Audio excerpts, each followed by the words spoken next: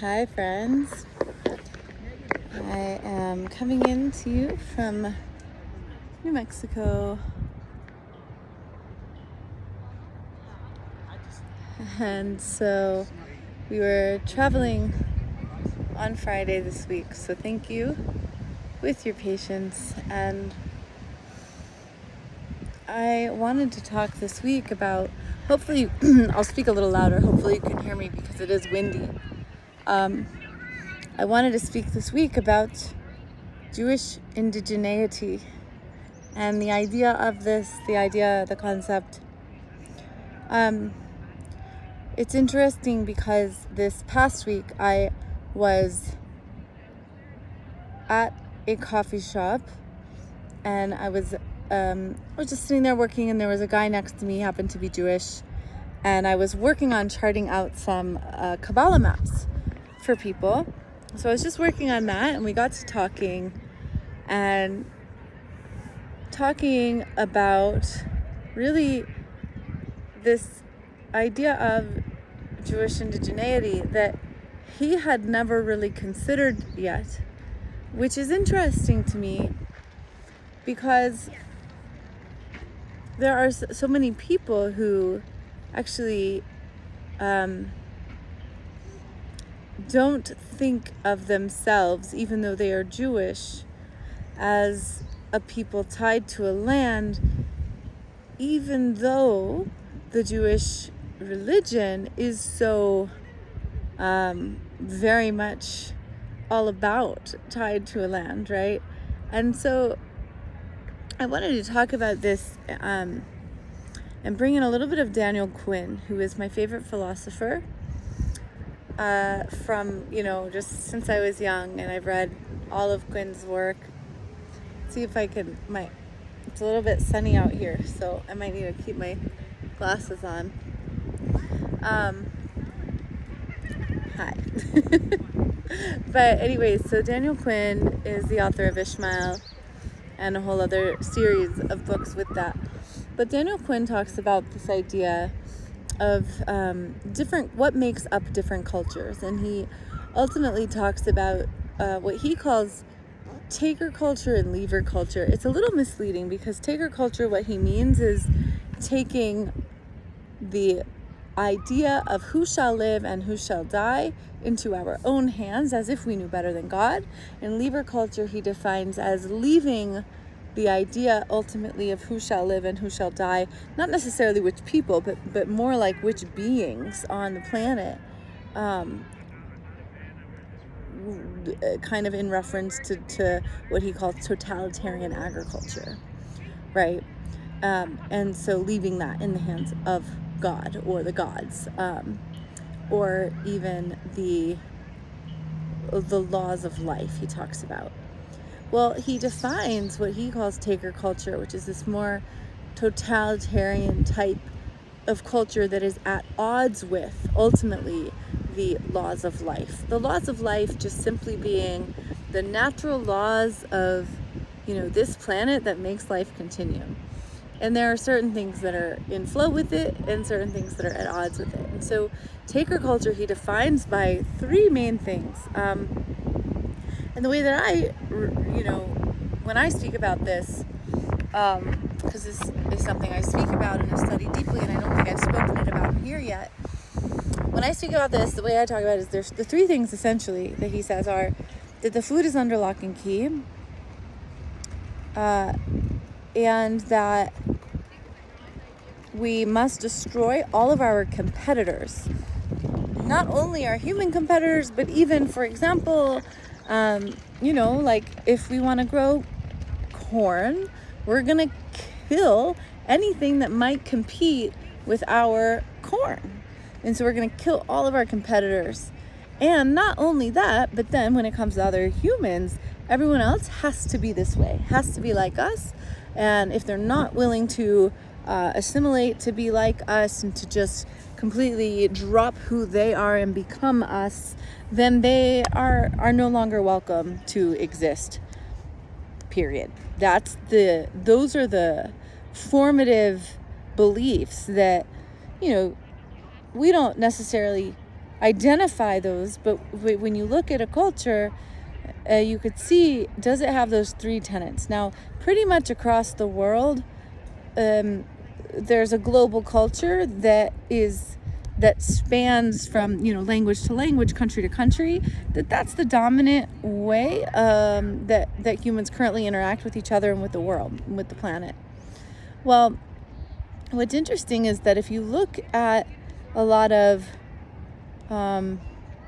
indigenous cultures that are still existing or were still existing before they stopped, in their natural setting, in the land, the territory, the place on the planet where that culture initiated and evolved, the birthplace of that tribe.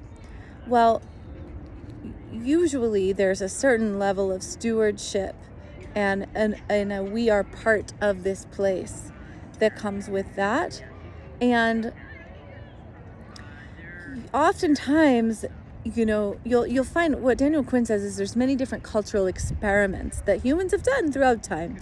So we might find a certain culture that has two of the tenets, like maybe they put food under lock and key and they destroy different, people or animals or bugs, etc., that compete for resources. But you know what? At the end of the day, if you leave us alone, you don't want to be like us, but you don't bother us, like, you're free to do whatever you're doing over there, and that's fine. And so, like the Inca are a great example of that, because the Inca did put food under lock and key.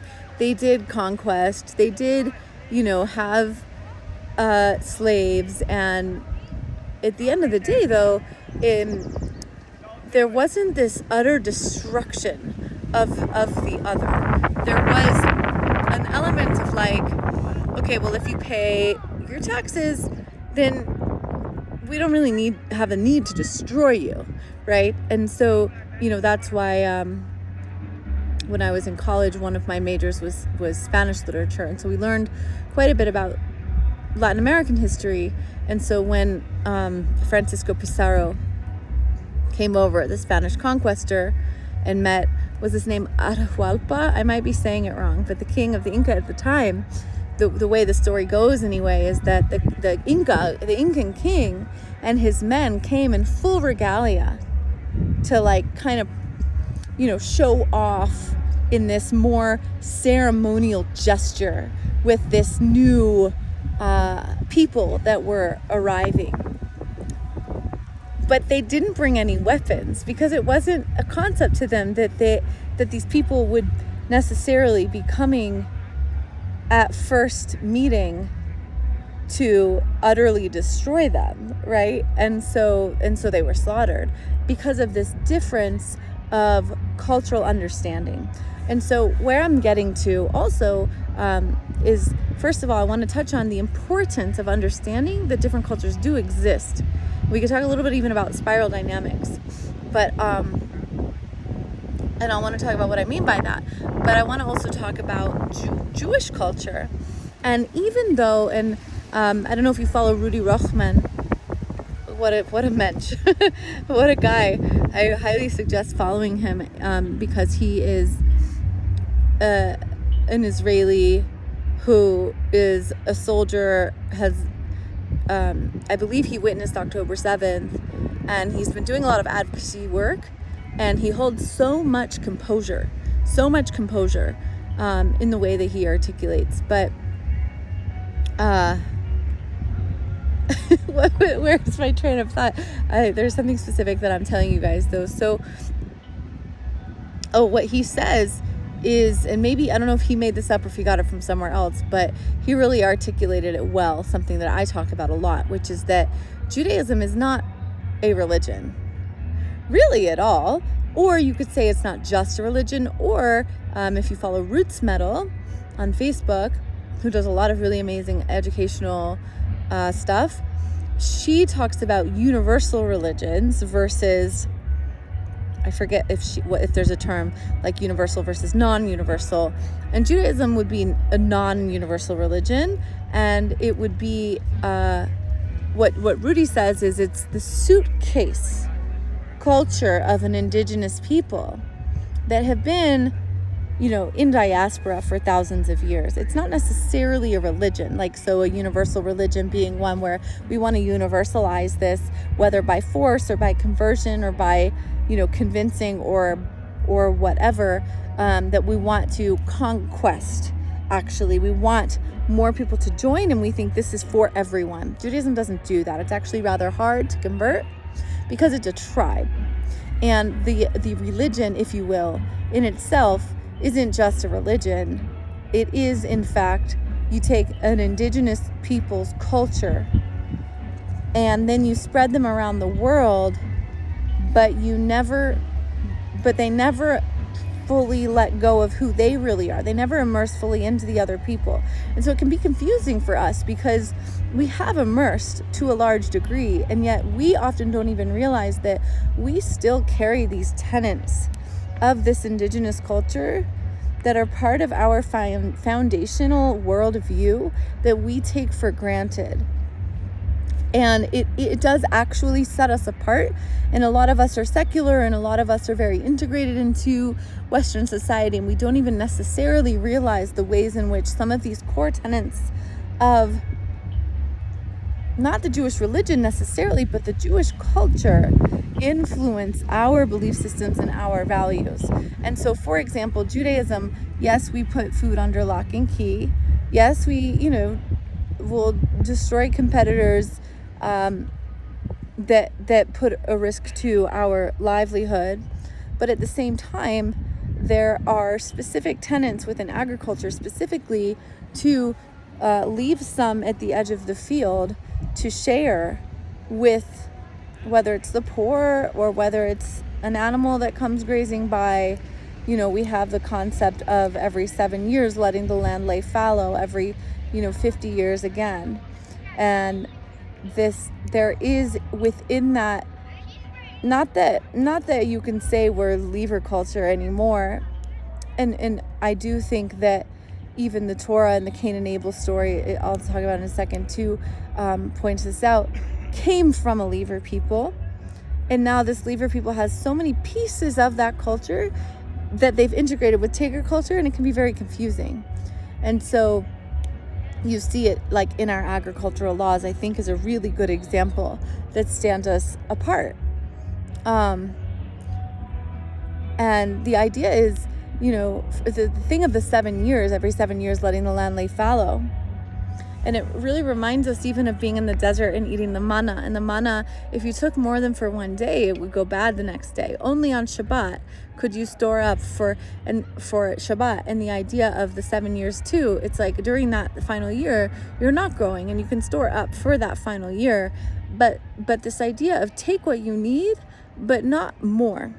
We do find that, and it's take what you need and not less. And so we do find that in the tenets of our agricultural practices. And what is a foundational value for our culture is tikkun olam, to repair the world, to heal the world. This idea that we are a soul come in for a purpose to bring down more light, more love, more godliness, more harmony into this realm. That is the core purpose, if you will. And for us to realize that we can take for granted that is the case. So my message is twofold. It's one is to reconnect to our indigeneity. There was a video of Rudy, and this is something I've talked about for years, you guys. First of all, everyone is connected to a people that once did live indigenously. But if you're not still identified with that tribe, it's whatever. Who are you now identified as? Are you identified as, belonging to a specific tribe or nation or people? Because that's really defining culturally, regardless of ancestry, who are you allied with now? Who do you belong to, if you will? And so yeah, to remember our indigeneity.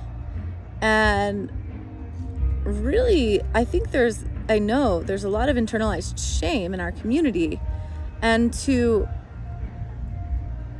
the more we can really reap the wisdom from the culture that's been passed down to us and revive it in a way that you connect to, that feels good to us, the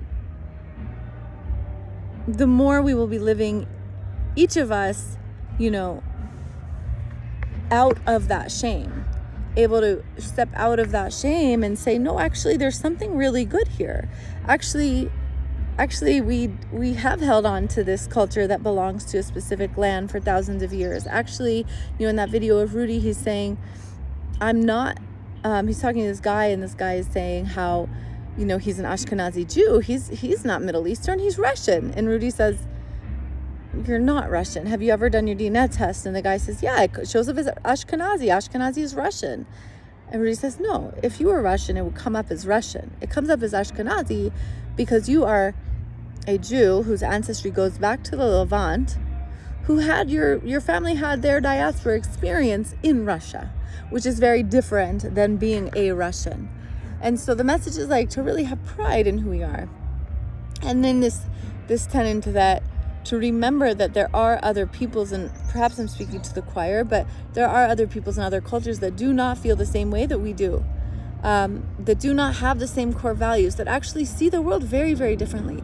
And I think that is actually a huge part of the problem right now, is that the West assumes that at the core of it, everyone has the same values. And unfortunately, it's not the case. And in order to overcome someone who is positioning themselves as your enemy, we have to understand them. And we have to be willing to see beyond the thought matrix of our world, of our worldview, and like really be able to put on different lenses that also isn't a projection. So this brings me back to the spiral dynamics, which I was going to talk about, and then Cain and Abel, which I'm going to talk about. So spiral dynamics, I recently just read the book, is a theory of a progressing spiral of complexity in human consciousness. And so I was reading in this book, like the first level is going to be your beige kind of survival. Am I the right temperature? Am I fed? Am I hydrated? Right? And then the next level is going to be your really tribal, more animistic, superstitious, magical kind of thinking. And then your next level is going to be a little bit more growing out of that into this red color. So it's beige, purple, red color of, stepping out of the collective consciousness of this magical thinking tribe into, actually, I'm thinking more of myself and what can I get, and everyone's out to get me. And this is kind of like a gang, more going, from like a gang mentality into from a tribe mentality into more of a gang mentality, maybe, where there's, the gang might still have some of that magical thinking or tribal thinking, but it is kind of like, everyone's out to get me and take no prisoners, and like I'm very much in it for myself kind of vibe, right? And then it goes up from there. It goes into more religious thinking, where you're back into more of a collective mindset, and maybe that's where like some of our universal religions come in, or like really deep nationalism comes in, and then it grows into more of an entrepreneurial spirit, which is, back again to the individual, kind of like, well, what can I get out of it? But a little bit more expansive, and forward thinking, and perhaps still a little bit selfish. This is where like really big business capitalism stops paying attention to who's getting hurt in the way, right? And then that evolves into green. I'm giving you like the shortest recap of so many different things in this video, but I just wanted to lay it all out. So then you go into green, which is like out from that more capitalist entrepreneurial type of mindset. One second. you go into from orange to green, which is, green's more like this heart hippie, we're all one, commune, community, how do we, environmentalism type of perspective, but has a little bit less structure to it. And then that is the first tier. And then the second tier goes into now yellow, where you're going, all right, that was all good, but like, how do we actually incorporate all these tiers? How can I not just be stuck in even if I'm at the top, the most complex, which is green thinking of the first tier, I'm still stuck there. How can I actually look at the whole system from a bird's eye view and create harmony in the world by being able to understand and hold many different perspectives at once? And this is what I want to invite us to do, is to pull back and say, look, I think, and I like to know your opinions too, that forward moving progress will be more likely to happen when, yes, we have where we stand, we have where our motives are. Our motives might be more tribal, our motives might be more entrepreneurial, our motives might be more like, how can we all live happily together? And when we're interacting with others, if we can pull back and start to understand, where might this person be operating from and how can I connect to them? I think it's really important, because if you have a lot of people operating from this very, I would say, like red blue of like totalitarian, good, bad, us against them mentality. And then you have someone who's coming from this like, but let's all just live in harmony mentality. That clashes in a way where there's not really an ability to create harmony, because the two can't communicate. They're not speaking the same language. And so the peacemaker would be able to understand the languages and find common ground. Or if not common ground, because sometimes there's not common ground, at least to understand where one is coming from and understand how to start communicating with it. Because if you try and communicate with someone in a language that they do not understand, you're not going to be able to speak to them.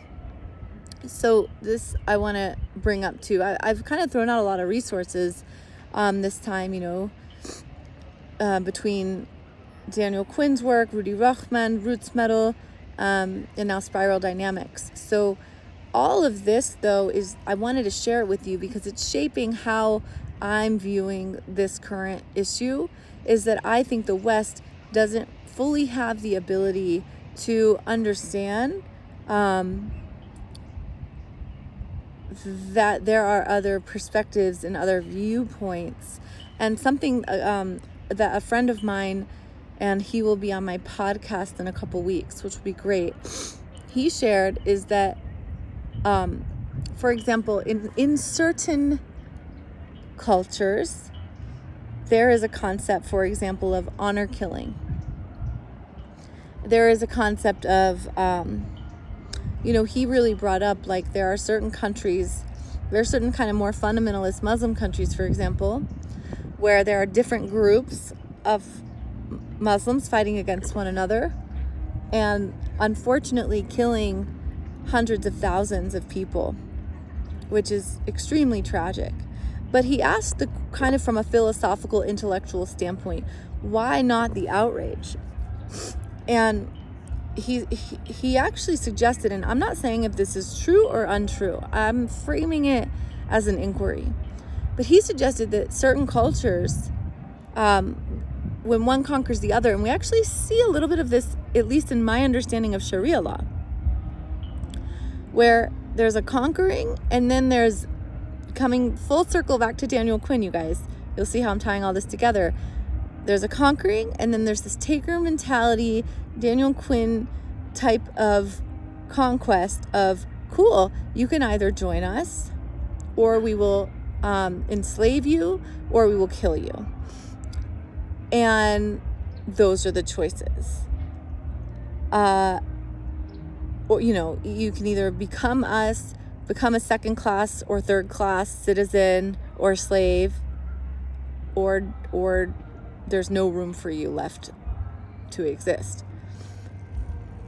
And I am not an expert in Sharia law, but I have heard it explained pretty similarly to that. I also know of the status of Jews in some Muslim countries. There's a term dhimmis, dhimmis. You can look it up. It is very different than, say, having equal rights, like how, citizens of Israel of various religions still do have equal rights at the end of the day to, work and education and healthcare and et cetera, et cetera. And so, bringing it full circle to this different way of thinking and being able to think outside of, well, if it was me and I did this horrible thing, it could only be because of fill in the blank with my answer. I learned this through many years working with, well over 1,000 clients, working with people's stories where I'm hearing someone's story and I'm going, oh yeah, I'm thinking in my head like, I know what they're going to say next, like, because I'm asking, the deeper questions, and what they say next is nothing I ever would have thought of in my wildest dreams, like just wild answers that people say. And there's nothing wrong with these people. They're just like you and me, but they're like them. They're not like you and me. And the way their mind work is different. And through doing, many sessions, story sessions, hearing different stories, I realized that our whys, our reasoning, our understanding, our interpretations of things differ vastly. And being able to just hold that reality sets us to an advantage. Okay, so I had in mind like all these things I wanted to share with you guys, and then I didn't have my notes, but I think if there's anything else you want me to elaborate on, please let me know in the comments. Otherwise, I want to finish with the Cain and Abel story, because this story, and Daniel Quinn talks about it, and I don't know, I never had the opportunity to speak with Quinn. I don't know if he would agree with me, but part of what I respect and love about his work is that he did never claim to have any answers. He claimed to be able to see, how things got to be the way they are right now. And then he encouraged each person to go and look for solutions and look for deeper answers and expand on the philosophy. And so it's a no right answers, all right answers. Let's explore this together kind of game. But basically the idea that there were a semi-nomadic shepherding tribe that were our Semitic ancestors that heard tell of this more totalitarian agriculture, more taker culture vibe culture, probably at the time that in the Fertile Crescent, happening in the Fertile Crescent, which probably at the time would have been just southwest of where this shepherding semi-nomadic peoples were currently roaming, if you will, or living. And they heard tell of this culture. And if you look at the Cain and Abel story, I always have seen it as a warning story. And then that warning story kind of got changed a little bit, but it's still there if you look and you can see it, that it's this warning story of this culture, of this other culture that's coming. And it's,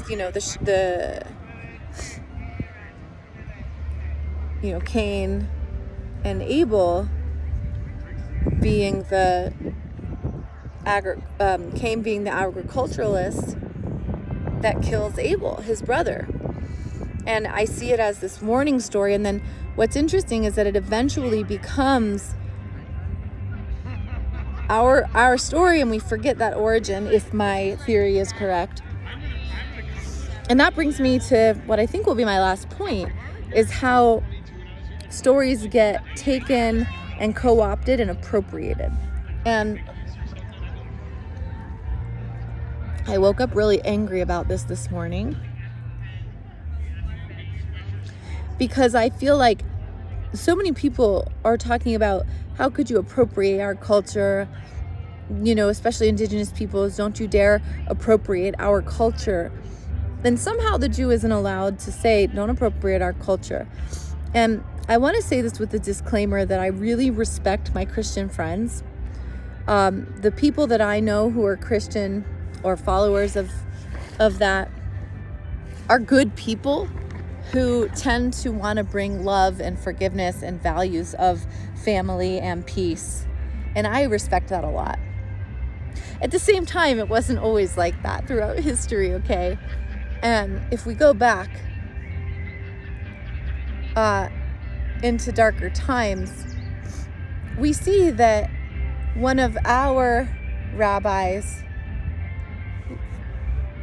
was turned into a god, which is actually quite literally the antithesis of our practice,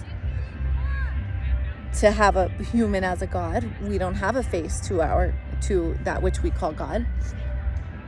Was turned into a god and then used as an excuse to massacre many of our people.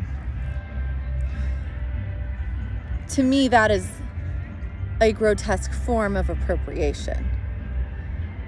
I'm curious what you think. You may disagree with me. I'm actually sharing a lot more of my personal opinion, not just kind of Kabbalah in this video. So it's a little more closer to home. But similar things where I will hear, and I want to talk about Kabbalah with this too, but I will hear people say like, oh, the Judeo-Christian God is this kind of like masculine God that looks like a man. What? Like, and the truth is you may even think that sometimes, but that has totally been projected upon us by imperialist religions. That does not come from our culture. First of all, in Hebrew, there is no word for God. That word isn't a word. There are many words that refer to that which we call God, most of which are defining ways that we interact with that which we call God. They're more like verbs than pronouns. And if nothing else, there is no face to God. If anything, the face to God is in everything. Everything is a face of God, not God itself, not a little God, but a mirror, a reflection of that which ultimately is that which we call God. Even the word God itself, that's not our word.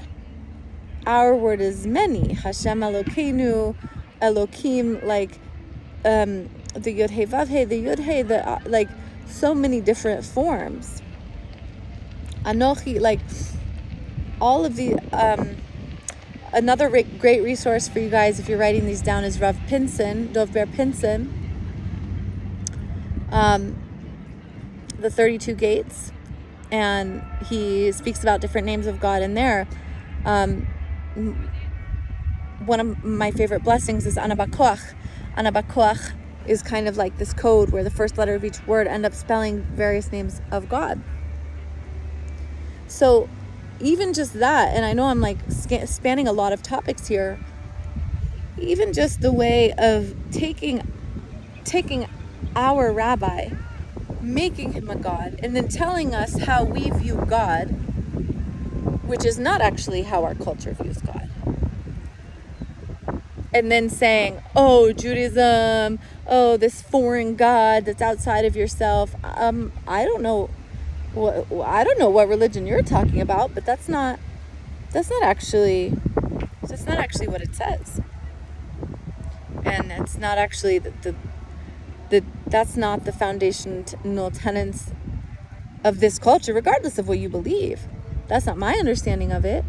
I'm not making that up. So the Kabbalah part is the part that I was upset about, though, because And I will say a disclaimer that I don't know that much about Hermetic Kabbalah,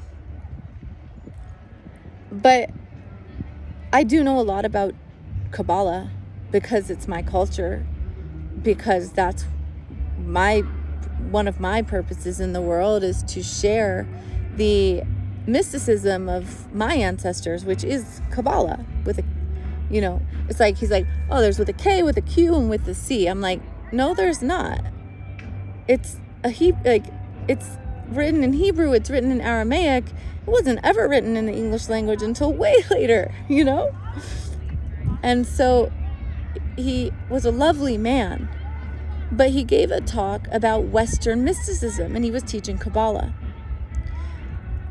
And I thought it was really sweet at first, and then I thought, and if you guys want to dialogue with me about this, just let me know. But I thought, how did you take the mysticism of my culture, which is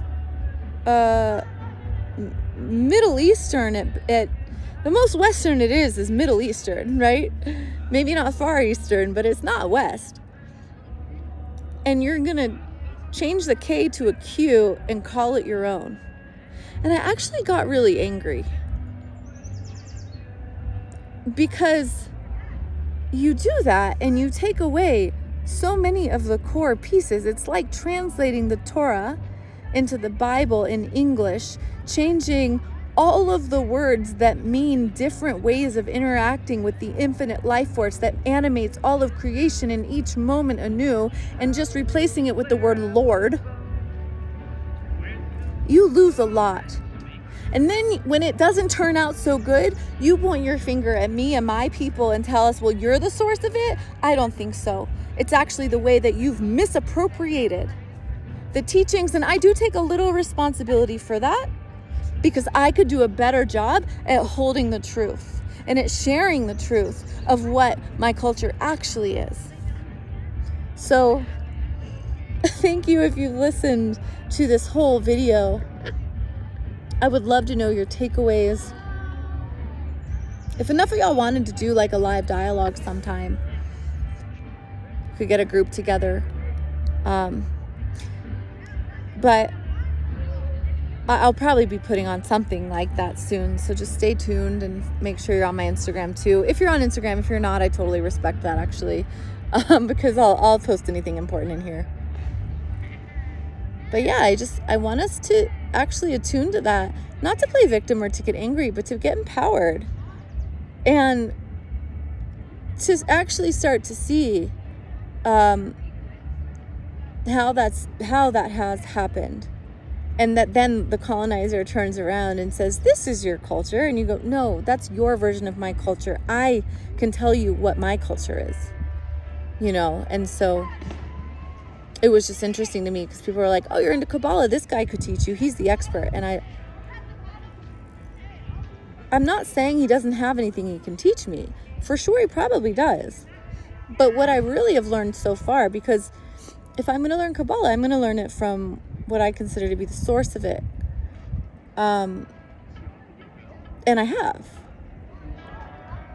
And the truth is that I'm not even going to say I could teach him a lot. I'm going to say we could teach him a lot. And we should, and that is the blessing I want to leave us with for this video, is that may we connect so deeply to the core essence of who we really are, that we live it out. Individually and collectively as our nation. And really, ultimately, may that be the case for the whole world. But may we each in here connect so deeply to the core of who we are and to the core of what our culture really is, that we can emanate it in a way that is authentic and true and healing in the world. So with that, I'm going to leave you. I thank you. Let me know what you would like to see for next week. Happy to go more into Kabbalah mapping, happy to do another card pull, or just some more basic teachings. Please let me know. And for now, Shavua Tov.